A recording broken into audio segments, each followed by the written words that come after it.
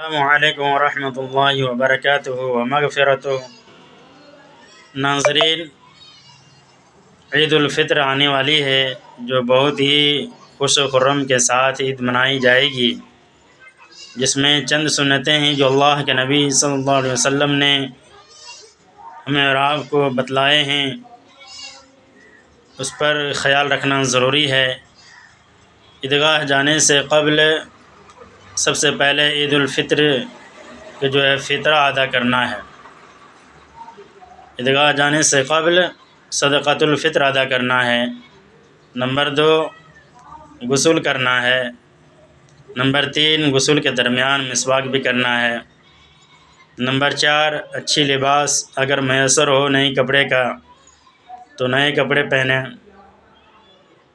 Number 4، خوشبو لگانا ہے۔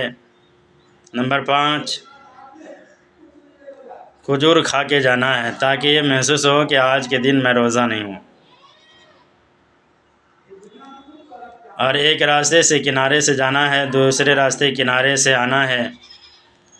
اگر ایک ہی راستہ ہو تو ایک کنارے سے جائیں اور پھر واپسی دوسرے کنارے سے آئیں، اور جانے کے درمیان جو ہے تکبیر پڑھنا ہے، اللہ اکبر اللہ اکبر لا الہ الا اللہ اللہ اکبر وللہ الحمد۔